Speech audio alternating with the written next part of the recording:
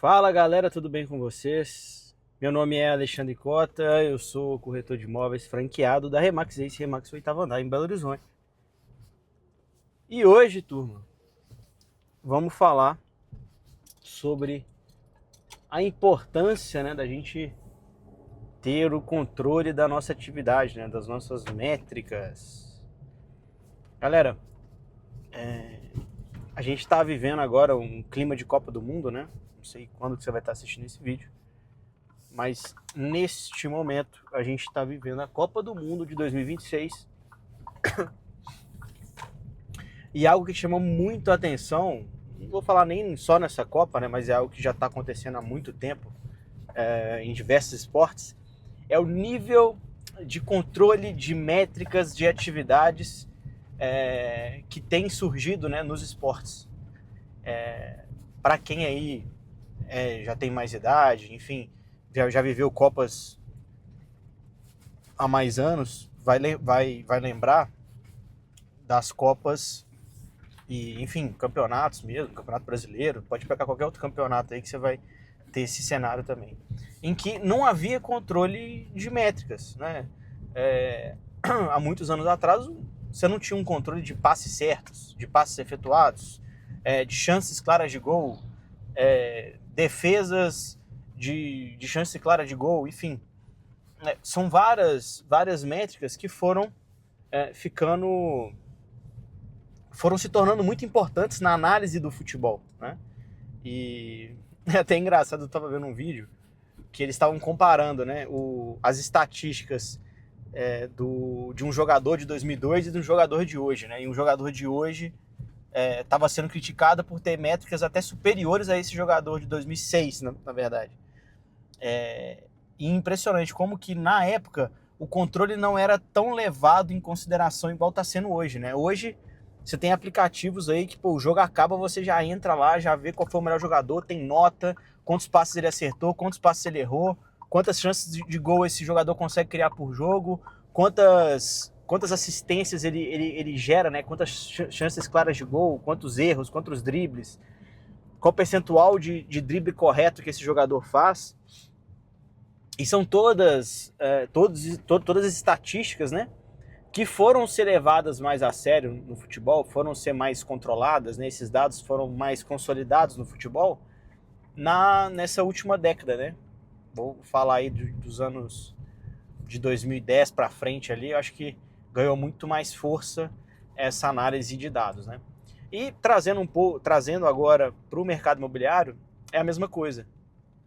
A gente começa a perceber, chega um certo nível que simplesmente a execução da atividade, ela é sim importante, ela é sim da onde a coisa vai acontecer, só que num certo nível, se você não tiver controle das métricas, controle da execução, a chance de você criar frustrações, de você não entender se você está fazendo a coisa certa, se você está no caminho certo ou não, vai aumentando, Então isso gera uma frustração muito grande.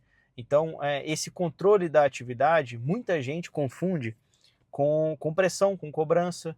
Eu já falei isso num vídeo anterior, mas era mais uma análise empírica, Agora eu estou trazendo algo um pouco mais tangível, tangibilizado, Então, esse corretor precisa entender os números de conversão, precisa entender o que precisa executar para alcançar um resultado, o que tem que executar para aumentar o resultado, seja ticket médio, seja em volume de tarefas, que é onde a maioria acaba pecando. Tudo isso vai contribuir para que o corretor de fato consiga evoluir, consiga entender onde melhorar, como melhorar, o que fazer para ajustar, E tudo isso a gente consegue ter mais clareza para fazer com métricas e dados, Então, igual a gente estava falando, tem vários jogadores da seleção brasileira que são questionados, por que esse jogador é titular, Por que o outro não é?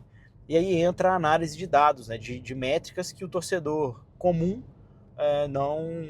não vai consultar, Ele não vai entender que o jogador A, B ou C tem um papel muito relevante no que se diz respeito ao trabalho sem bola, que hoje em dia no futebol é primordial, Então esse trabalho sem bola, as chances que esse jogador consegue criar, enfim, tudo isso aí são análises, que cada vez mais os técnicos aí e tudo mais, eles estão levando em consideração e estão fazendo toda a diferença no futebol mundial. E aí, a gente pode fazer uma comparação com os grandes navegadores do passado aí, né? Se você pegar aí o Pedro Álvares Cabral, por exemplo, chegou no Brasil, Cristóvão Colombo, enfim, essa turma toda, Vasco da Gama e tantos outros, navegantes portugueses e espanhóis, né, os dois países principais aí nessa época, que desbravaram ali no final do século XV e início do século XVI. E essa turma aí utilizava o quê, né? Como que eles guiavam, né? Como que eles se orientavam para levar a nau, né, o barco, de um ponto X para o ponto Y, né, para o ponto futuro. Eles usavam as estrelas, né, e tinham ali algumas ferramentas bem rudimentares ainda, né? Rudimentares assim, eram tecnologias de última geração na época, mas em comparação com o que a gente tem hoje, GPS e tudo mais, é rudimentar, né? E na hora que a gente faz essa análise, a gente começa a perceber o tanto que esse controle, né, de métricas, esse controle do para onde a gente está indo, em qual velocidade a gente está indo, como que está o vento, qual época do ano que a gente vai sair, tudo isso sempre fez muita diferença, tudo isso sempre gerou muito impacto. Então, a alta performance, ela sempre exigiu métricas e dados, de formas diferentes, de maneira diferente, mas sempre exigiu esse controle, né? Uns com controles mais tecnológicos, outros menos tecnológicos, mas o ponto é que sempre houve a necessidade de ter clareza no que estava sendo feito, no que estava sendo executado, para que você pudesse definir um horizonte e alcançasse esse horizonte, né? A gente pode brincar com o GPS aí, você colocar no Waze aí um lugar onde você quer chegar, se você não tiver ali o direcionamento, não adianta você saber que você quer chegar no ponto B. Se você não tiver, você tem que virar a primeira direita, depois a terceira à esquerda, depois a rotatória, depois pega a avenida. Fica difícil da gente chegar nesse objetivo, né? Então, esse controle de objetivos e métricas, ele ajuda você a ter um direcionamento melhor, a ter uma clareza melhor da atividade, consequentemente ter menos frustrações, que a gente sabe que o mercado imobiliário é um mercado que ele está cheio de frustrações, igual qualquer outro mercado, mas como no mercado imobiliário a gente é remunerado no sucesso, isso gera ainda mais frustrações quando um negócio cai, que enfim, cai todo dia, cai toda hora, não é só com você que essas coisas acontecem, acontece com absolutamente todo mundo, acontece sim com aquele corretor que você admira. A diferença é que esse corretor que você admira, ele controla as atividades, ele tem tanto controle que ele sabe quanto que ele tem que fazer, e tem que fazer um alto volume, ele já sabe que ele vai perder negócio, ele já sabe que a venda vai cair, ele já sabe que a proposta não vai ser aceita, por isso faz com volume e faz com consciência para alcançar grandes resultados. E é isso que você deveria estar fazendo também. Alexandre, então quer dizer que eu tenho que trabalhar numa empresa que vai controlar as minhas atividades e vai ser extremamente controladora e blá blá blá? Não, galera, não é isso, né? E esse é um ponto que muita gente confunde, né? A galera acaba confundindo o que é o controle da atividade em si e o que é o controle da imobiliária. Porque, para falar a verdade para vocês, gente, uma imobiliária, ela não depende muito de controlar essas atividades específicas de cada um dos corretores, tá? As métricas da imobiliária, elas estão muito mais relacionadas ao recrutamento, né? O volume de corretores que entram e volume de corretores que saem todos os meses. Está relacionado ao volume de captações que estão entrando, está relacionado ao número de imóveis que são cancelados e o porquê eles estão sendo cancelados. Essas são as métricas principais que a imobiliária tem que ter. As outras métricas, que são métricas relacionadas à execução da atividade do corretor, são métricas que cada corretor precisa controlar. Então, o que a imobiliária precisa fazer é dar ferramenta para que o corretor consiga controlar essas atividades com mais clareza. Não só consiga controlar, mas entenda a importância de controlar essas atividades, entenda a importância de ter controle sobre o seu negócio, né? Porque se a gente não tem controle sobre o nosso negócio, a gente sempre fica à deriva, né? Então, é a mesma coisa, se você não controlar as suas finanças, se você gastar mais do que você ganha, se você tiver um gasto exacerbado e não tiver controle, cara, o negócio não vai funcionar, você vai ter problema financeiro, né? Isso funciona para qualquer área da vida. Se você não tiver um controle na sua alimentação, você vai ficar desbalanceado. Se você não tiver controle na hora de fazer academia, na hora de fazer um treino, você pode se lesionar.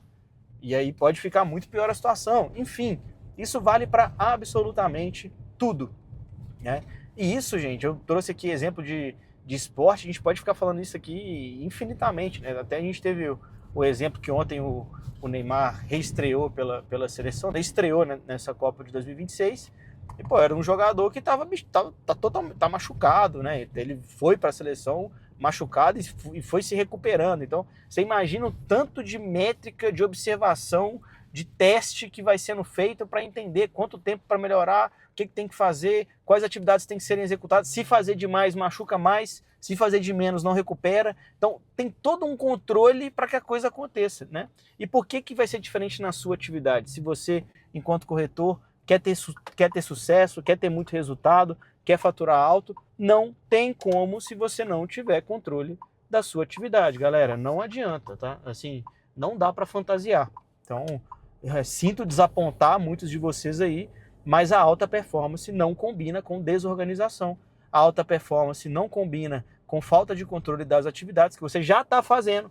Você só precisa anotar. Anota o que você está fazendo. Não precisa de botar no CRM, não. Pelo menos anota você. Tenha o seu controle particular, né? Se quiser usar a ferramenta para alavancar ainda mais, pô, eu acho mais inteligente, mas está tudo certo. Eu acho que cada um tem o seu estilo, né? Mas entenda, é um controle para você, é uma cobrança de você com você mesmo, não é externa, sabe? Para de criar isso, para de criar essa desculpa, né? Para de criar essa frustração que não existe, beleza? Turma, espero que eu tenha contribuído na jornada de vocês. Eu vou ficando por aqui. Se você chegou até aqui, deixa um like, se inscreve no canal, deixa um comentário, me diz aí, faz sentido, não faz sentido, viajei? Enfim, me conta como que você controla a sua atividade, se você controla ou não. Para mim vai ser um prazer aí acompanhar e conversar com vocês nos comentários aqui também, tá bom? Galera, eu vou ficando por aqui. Espero que eu tenha ajudado vocês e tchau!